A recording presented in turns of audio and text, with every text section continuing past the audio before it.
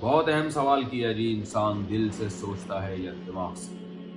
شریعت اور سائنس کیا کہتی ہے؟ شرعی اعتبار سے دل اور دماغ کا آپس میں کیا تعلق ہے؟ بندہ دل سے سوچتا ہے یا دماغ سے؟ جب ہم قرآن اور حدیث میں دیکھتے ہیں تو اس میں تو دل کا ذکر آتا ہے، جبکہ میڈیکل سائنس یہ کہتی ہے کہ ہم دماغ سے سوچتے ہیں۔ ان میں صحیح کیا ہے؟ احتشام الحق پشاور سے۔ دیکھیے، انسان سوچتا دماغ سے ہی ہے، اور محبت، نفرت، یہ سب چیزیں دماغ سے کرتا ہے۔ سوال آپ کا پھر اور مضبوط ہو جاتا ہے کہ پھر قرآن دل کی طرف نسبت کیوں کرتا ہے؟ قرآن تو کہتا ہے لہم قلوب لا یفقہون بہا، ان کے دل ہیں جس سے یہ سمجھتے نہیں ہیں۔ دیکھیں، قرآن نا عربی زبان میں نازل ہوا ہے، تو جب ہم کلام کرتے ہیں کسی بھی زبان میں تو اس زبان کے محاوروں کا خیال کیا جاتا ہے، اس میں سائنٹیفک حقائق کو نہیں دیکھا جاتا۔ اس کی میں ایک آپ کو مثال دیتا ہوں۔ آپ کو کسی سے محبت ہو جائے، آپ کا نام کیا ہے؟ میں دوبارہ نام لے لیتا ہوں تاکہ آپ خوش ہو جائیں۔ احتشام الحق صاحب پشاور سے، اتفاق کی بات ہے میں پشاور سے یہ بھی نکلا ہوں۔ تو احتشام الحق بھائی، آپ کو کسی سے معذرت کے ساتھ عشق ہو گیا۔ اب جب آپ کو کسی سے محبت ہوئی تو آپ کیا کریں گے؟ آپ اسے پیغام بھیجیں گے کہ بھائی مجھے تم سے دل سے محبت ہے۔ لیکن آپ نے میڈیکل سائنس پڑھی بھی تھی، ایک منٹ، آپ نے پڑھ لی تھی میڈیکل سائنس، تو آپ نے اس کو پیغام بھیجا کہ مجھے تمہیں اپنے دماغ سے محبت ہے۔ بلکہ اگر آپ نے میرا بیان سنا تو آپ نے یوں کہا مجھے تم سے کھوپڑی سے محبت ہے، کیونکہ میں تو کھوپڑی کا لفظ استعمال کرتا ہوں۔ تو یہ عجیب سی بات لگے گی۔ لغت جو ہے نا، ڈکشنری اور لغت، یہ سائنٹیفک حقائق کو نہیں دیکھتی، یہ محاوروں کو دیکھتی ہے۔ جب بھی ہم کسی سے محبت کا اظہار کرتے ہیں یا کسی سے نفرت کا اظہار کرتے ہیں یا سوچنے کی بات کرتے ہیں تو عرف میں دل کی طرف نسبت کی جاتی ہے۔ پہلی بات تو یہ سمجھیں۔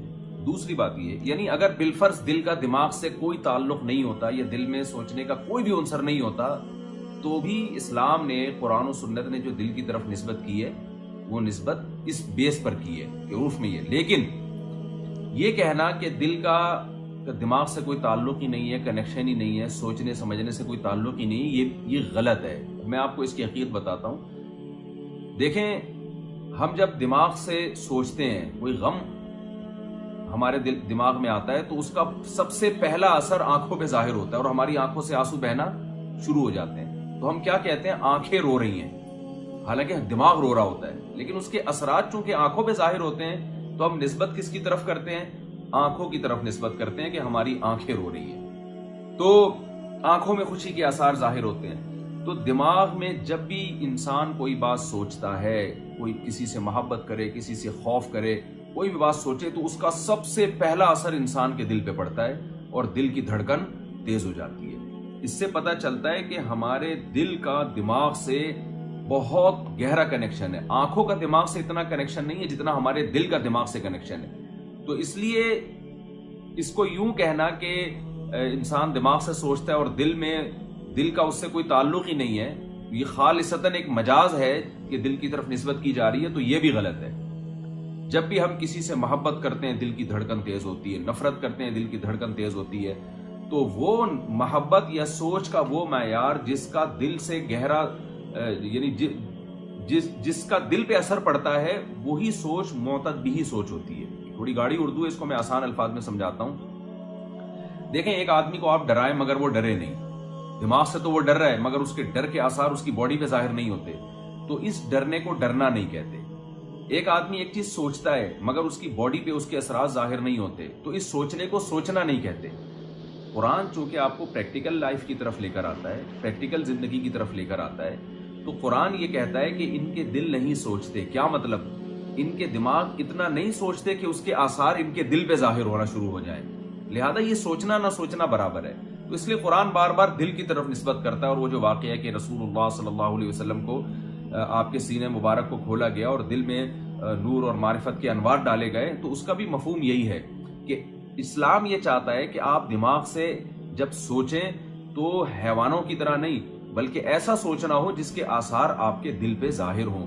اور کیونکہ دل پہ جب آثار ظاہر ہوتے ہیں اور دل کی دھڑکن اس سے عام طور پر تیز ہو جاتی ہے، تو اس کے اثرات ہماری باڈی پہ ظاہر ہوتے ہیں۔ تو خلاصہ کلام کا یہ نکلا کہ ہم سوچتے حقیقت میں دماغ سے ہی ہیں، لیکن اس کے آثار ہمارے دل پہ ظاہر ہوتے ہیں، تو قرآن نے اس لیے اس کی نسبت دل کی طرف کر دی۔ جیسے قرآن کہتا ہے کہ قرآن کے ہم عرف میں کہتے ہیں فلاں کی آنکھیں رو رہی ہیں، حالانکہ رو دماغ رہا ہوتا ہے، لیکن یعنی جو اثرات ہیں اس کے آنکھوں پہ ظاہر ہو رہے ہوتے ہیں۔ اور حقیقت میں ایسا بھی ہوتا ہے، بعض لوگوں کی آنکھوں میں کوئی فالٹ ہے یا کوئی مسئلہ ہے تو وہ رو رہے ہوتے ہیں مگر آنکھوں سے آنسو نہیں ٹپکتے، تو اس رونے کو ہم رونا نہیں کہتے، یعنی معتد بھی رونا جسے کہتے ہیں۔ اس لیے قرآن مجید نے جو نسبت ہے وہ دل کی طرف کی ہے، لیکن اس سے یہ ثابت نہیں ہوتا کہ ہم دل سے ہی سوچتے ہیں، دماغ کا اس میں کوئی کردار نہیں ہے۔ اصل کردار دماغ ہی کا ہوتا ہے۔ یہی وجہ ہے کہ جن کے دماغ پہ چوٹ لگے اور کوئی پتھر لگ جائے یا ایکسیڈنٹ ہو جائے تو وہ پھر سوچنا اور سمجھنے کی صلاحیت ان میں ختم ہو جاتی ہے۔